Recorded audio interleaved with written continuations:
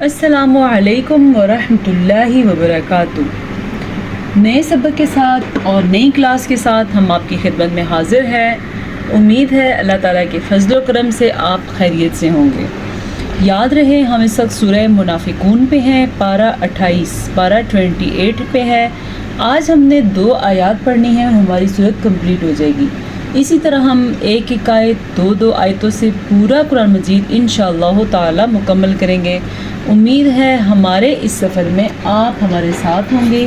اگر آپ اپنا قرآن مجید درست کرنا چاہتے ہیں اور قرآن مجید کو تجوید سے پڑھنا چاہتے ہیں تو اس سے بہترین موقع آپ کو دوبارہ نہیں ملے گا، کیونکہ ہماری اس کلاس میں پورا قرآن مجید پڑھا جائے گا انشاءاللہ تعالی۔ تو چلتے ہیں آج کی سبق کی طرف۔ اعوذ باللہ من الشیطان الرجیم، بسم اللہ الرحمن الرحیم، وَأَنفِقُوا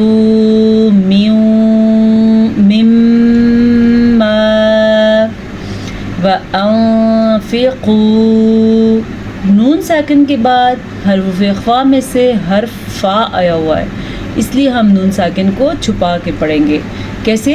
وَأَنفِقُوا، بجائے اس کے کہ آپ اس کو پڑھیں وَأَنفِقُوا، آپ نے پڑھنا ہے وَأَنفِقُوا مِمَّا۔ اچھا جی، نون ساکن کے بعد حروف یمون میں سے میم آیا ہوا ہے، تو یہاں پہ ادغام بالغنہ کا قاعدہ ہوگا، تو ہم یہاں پہ غنہ کیسے کریں گے؟ مِمَّا رَزَقْنَاكُم مِّن قَبْلِ۔ اچھا جی، رزق کلکلا، قاف با جیم دال طا، یہ 5 حروف قلقلہ ہیں۔ جب ان میں سے کسی بھی ایک حرف کے اوپر ساکن آ جائے یعنی کہ جزم آ جائے تو وہاں پہ قلقلہ کا قاعدہ ہوتا ہے، اسی لیے اس کو حروف قلقلہ کہا جاتا ہے۔ اور قلقلہ کس طرح ہوتا ہے؟ جھٹکا پیدا ہوتا ہے، جیسا کہ میں نے بھی پڑھا رزقناکم، قاف کے اوپر جھٹکا ہو رہا ہے، اس جھٹکے کی مناسبت سے حروف قلقلہ کا قاعدہ کہتے ہیں۔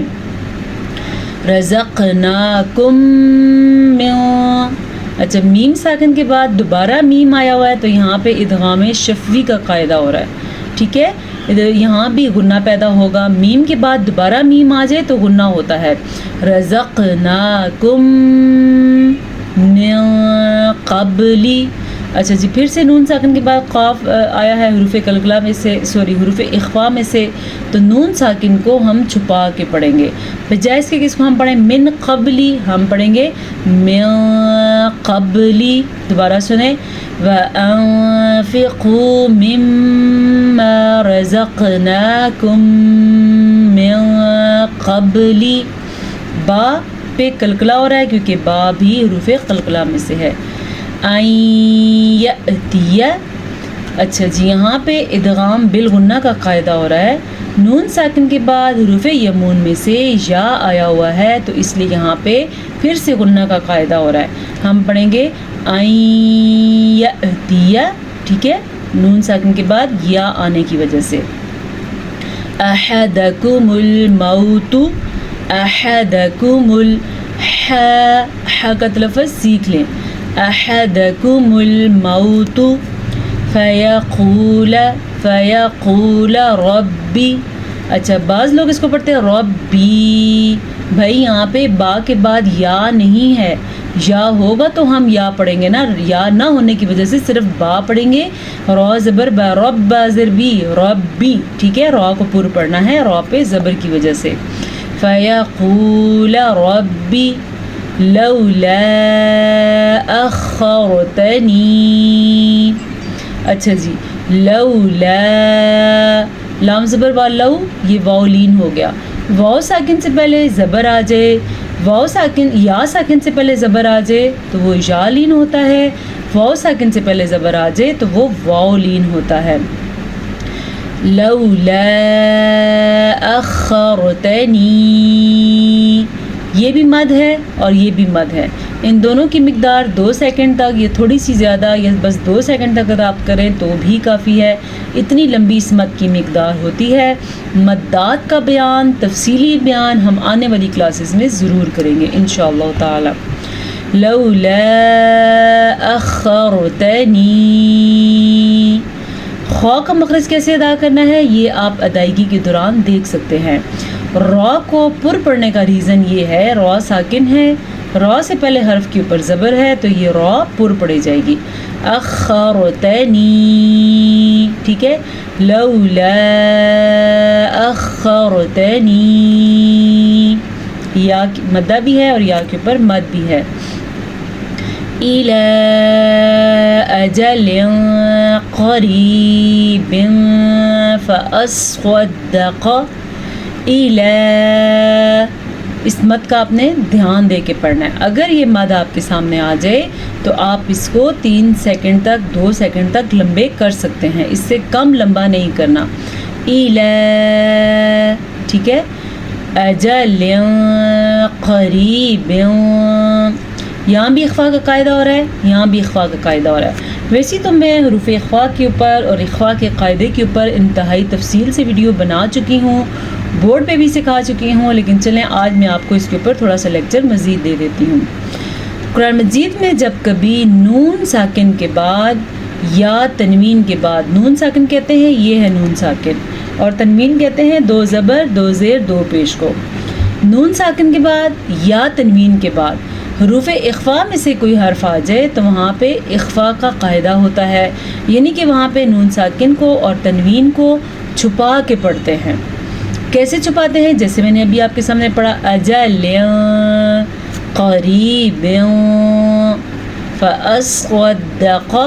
اب حروف اخفاء کتنے ہیں؟ حروف اخفاء 15 ہیں۔ سن لیں، اگر آپ نے پہلے نہیں سنے، اگر آپ نے پہلے نہیں دیکھے سمجھاتے ہوئے تو آج آپ غور سے سنیں۔ تا ثا جیم، دال ذال زا، دال ذال زا، سین شین صاد، ضاد طا ظا، فا قاف کاف لام، یہ 15 حروف اخفاء ہیں۔ جب بھی نون ساکن کے بعد آ جائے یا تنوین کے بعد آ جائیں تو یہاں پہ نون ساکن اور تنوین کی آواز کو چھپا کے پڑھتے ہیں۔ اس قاعدے کا نام ہے اخفاء کا قاعدہ۔ امید ہے آپ کو سمجھ آ گئی ہوگی۔ قریب فاصدق، سواد کو پر پڑھنا ہے اور قاف کو پر پڑھنا ہے، کیونکہ یہ دونوں حروف اخفاء میں سے ہیں، حروف مستعلیہ میں سے ہیں۔ حروف مستعلیہ وہ 7 حروف ہیں جو ہمیشہ پر پڑھے جاتے ہیں۔ کون کون سے ہیں؟ خا، صاد، ضاد، طا، غین، قاف، ظا، یہ 7 وہ حروف ہیں جو ہمیشہ پر پڑھے جاتے ہیں۔ قریب فاصدق، ٹھیک ہے، وَأَكُن مِّنَ الصَّالِحِينَ۔ سواد کو ہم نے پر پڑھا کیونکہ سواد حروف مستعلیہ میں سے ہے۔ ہا کے تلفظ کا ہم نے دھیان دینا ہے، صالحین نہیں پڑھنا آپ نے۔ اس کو ابھی یہاں بیٹھے اپنی غلطی ٹھیک کر لیں، جب بھی اس طرح کا ہا آئے تو اس کو ہا کے بجائے ہا پڑھنا ہے، صالحین۔ وَلَن يُؤَخِّرَ اللَّهُ، وَلَن، یہاں پہ نون ساکن تو ہے لیکن یہاں پہ حروف اخفاء میں سے حرف نہیں ہے بلکہ حروف یمون میں سے یا آیا ہوا ہے، تو یہاں پہ ادغام بالغنہ کا قاعدہ ہوگا۔ وَلَن يُؤَخِّرَ اللَّهُ، اس طریقے سے ہم غنہ کریں گے۔ وَلَن، یہ جو آپ کو آواز آئی ہے نون کے بعد یا کی، اسی کو ادغام بالغنہ کہتے ہیں۔ یؤخر اللہ، خا کے تلفظ کا آپ نے دھیان رکھنا ہے، خا کو یؤخر اللہ، خا کو پر پڑھنا ہے، لفظ اللہ کو پر پڑھنا ہے کیونکہ لفظ اللہ سے پہلے زبر ہے۔ اگر لفظ اللہ سے پہلے زبر اور پیش ہو تو لفظ اللہ پر پڑھا جاتا ہے، اگر زیر آ جائے تو لفظ اللہ باریک پڑھا جاتا ہے۔ نفسا اذا جاء اجلها، نفسا اذا، اب یہاں پہ آپ کے ذہن میں سوال آ رہا ہوگا کہ ہم نے خواہ کیوں نہیں کیا، یہاں بھی تنوین ہے لیکن تنوین کے بعد حروف خواہ میں سے کوئی حرف نہیں ہے بلکہ حروف حلقی میں سے حمزہ آیا ہوا ہے. تو جب حروف حلقی آ جائے تو پھر اس کو ظاہر کر کے پڑھتے ہیں نہ کہ چھپا کے. نفسن اذا جاء اجلها، یہ جو مد آپ کو اپنے سامنے نظر آ رہی ہے اس مد کو 3 سے 4 حرکات عربیہ کے برابر لمبا کرتے ہیں. 4 سیکنڈ تک آپ اس کو لمبا کر سکتے ہیں. یہ جو مد ہے یہ 2 سیکنڈ تک یا زیادہ سے زیادہ 3 سیکنڈ تک لمبی ہوتی ہے. یہ مد 4 سیکنڈ تک یا زیادہ سے زیادہ 5 سیکنڈ تک لمبی ہوتی ہے. جاء اجلها. اب ہا کو کیسے ادا کرنا ہے یہ آپ اچھی طرح سے سیکھ سکتے ہیں. اجلها واللہ خبیر بما تعملون. لفظ اللہ کو ہم نے پھر سے پورا پڑھا کیونکہ لفظ اللہ سے پہلے زبر ہے. واللہ خبیر بما، تنوین کے بعد با آیا ہوا ہے تو اس لیے یہاں پہ اقلاب کا قاعدہ ہو رہا ہے. تنوین کے بعد با آ جائے یا نون ساکن کے بعد با آ جائے تو اس کو میم میں بدل دیتے ہیں. تعملون. مجھے ایسا لگتا ہے آپ کنفیوز ہوتے ہوں گے کہ بھئی کتنی ہی چیزیں کلاس میں بتائی جا رہی ہیں. بس میں سمجھتی ہوں اگر کوئی نئے لوگ ہیں تو ان کو سمجھ نہ آئے تو پھر میں سمجھا دوں، اور اسی لیے بعض اوقات میں گزشتہ کلاسز کا بھی ذکر کرتی ہوں. اگر پھر بھی آپ کو کوئی چیز سمجھ نہ آئے تو آپ ضرور پچھلا لیکچر سنیں تاکہ آگے بڑھنے میں آپ کے لیے آسانی ہو. چلیں آپ کچھ قرات کر لیتے ہیں. اعوذ باللہ من الشیطان الرجیم، بسم اللہ الرحمن الرحیم.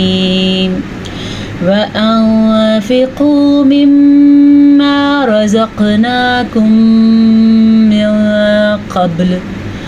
من قبل أن يأتي أحدكم الموت فيقول رب لولا أخرتني إلى أجل قريب فأصدق وأكن من الصالحين ولن يؤخر الله نفسا إذا جاء أجلها والله خبير بما تعملون. صدق اللہ مولانا العظیم. چلے اب ہم چلتے ہیں تجوید کی طرف. آج ہمارے پاس کیا ہے کرنے کے لیے؟ تجوید کے قواعد میں جو ہم گزشتہ 2 سے 3 دن سے پڑھ رہے ہیں، ہم پڑھ رہے ہیں حلق کے حصوں کے نام. ٹھیک ہے، ہم کیا پڑھ رہے ہیں؟ حلق حصوں کے نام. پہلے دن ہم نے جو مخرج پڑھا تھا اس کا نام تھا جوف دہن. پچھلی بھی آپ ساتھ سے ریوائز کرتے رہیں تاکہ آپ کے لیے کوئی مشکل اکٹھی پیدا نہ ہو جائے. پہلے مخرج کا نام تھا جوف دہن. اگر آپ میرے سامنے ہوتے تو میں آپ کا ٹیسٹ لیتی اور آپ سے پوچھتی بتائیں جی مخرج نمبر 1 کون سا ہے اور اس میں کون سے حروف شامل ہیں. آپ نے تیاری اسی طریقے سے کرنی ہے. ٹھیک ہے، پہلا مخرج ہے جوف دہن، دوسرا ہے اقصائے حلق، تیسرا ہے وسط حلق. آج ہم نے پڑھنا ہے ادنائے حلق. اگر آپ دیکھنا چاہیں کہ ادنائے حلق کیسے لکھا جاتا ہے تو یہ آپ کے سامنے لکھا ہوا ہے ادنائے حلق، یعنی حلق کا وہ حصہ جو منہ کی جانب ہے. پہلے مخرج جو آپ نے پڑھا تھا حلق کا وہ حصہ جو سینے کی جانب ہے جس کا نام تھا اقصائے حلق. دوسرا مخرج آپ نے پڑھا تھا حلق کا درمیانی حصہ یعنی کہ وسط حلق. ٹھیک ہے، آج ہم پڑھ رہے ہیں ادنائے حلق یعنی حلق کا وہ حصہ جو منہ کی جانب ہے. اس سے کون سے 2 حروف نکلتے ہیں؟ غین اور خا، یہ 2 حروف نکلتے ہیں. اب اگر آپ اپنے منہ سے بولتے ہوئے ادا کریں تو آپ کو اندازہ ہو جائے گا غین اور خا کہاں سے نکل رہے ہیں. جیسے کہ غین سے بلغ. ٹھیک ہے، یہ مثالیں آپ دیکھ سکتے ہیں، آپ لکھ بھی سکتے ہیں. غین سے بلغ، اب کہاں سے نکل رہا ہے؟ جہاں سے نکل رہا ہے وہ حلق کا بالکل ابتدائی حصہ ہے. دوسرا نام آپ کے سامنے مثال کیا ہے؟ مغفرتن. مغ غین ساکن ہے، اس سے آپ کو اچھی طرح آئیڈیا ہو جائے گا غین کہاں سے نکل رہا ہے. جہاں سے یہ نکل رہا ہے وہی حلق کا ابتدائی حصہ ہے. اگلی ہمارے پاس خا کی مثال ہے. خا سے کیا؟ اختن. ٹھیک ہے، اختن. اب آپ اگر اندازہ کریں تو مجھے خود فیل ہو رہا ہے کہ میرا خا کہاں سے نکل رہا ہے. دوسری مثال ہے فنسخ. ٹھیک ہے، نسخ، یہ نون ہے، سوری، نسخ. ٹھیک ہے، یہ ہی خا کا مخرج ہے. اب میں تھوڑی سی آواز زیادہ اس لیے نکالی تاکہ آپ بھی ایسی پریکٹس کریں، میرے ساتھ سے پریکٹس کریں آپ.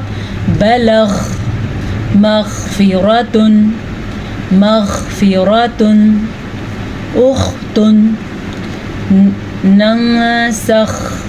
ٹھیک ہے، یہ ہے حلق کا ادنائے حلق حصہ، حلق کا ابتدائی حصہ.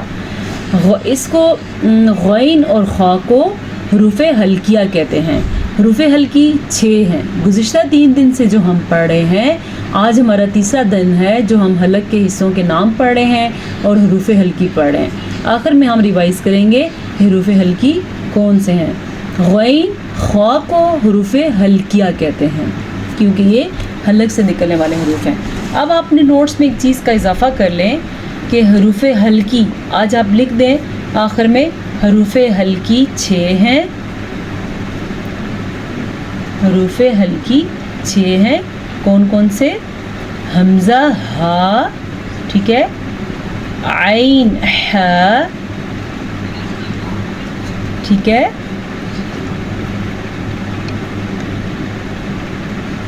غین خا. یہ 6 حروف حلقی ہیں. ان کو اگر آپ اچھی طرح سے پڑھ لیں گے، یاد کر لیں گے تو آپ کبھی بھی ان کو بھولنے نہیں پائیں گے. ان کا سب اثر انداز ہمارے حلق سے ان کا تعلق ہے اور ان کو اظہار کے قاعدے میں بھی ہم استعمال کرتے ہیں اور ان کو نکالنے کے لیے سمجھنا بہت ہی آسان ہے. اجازت چاہتے ہیں، پھر حاضر ہوں گے آپ کی خدمت میں نئے سبق کے ساتھ. ہمارے ساتھ رہیے گا. السلام علیکم ورحمۃ اللہ وبرکاتہ.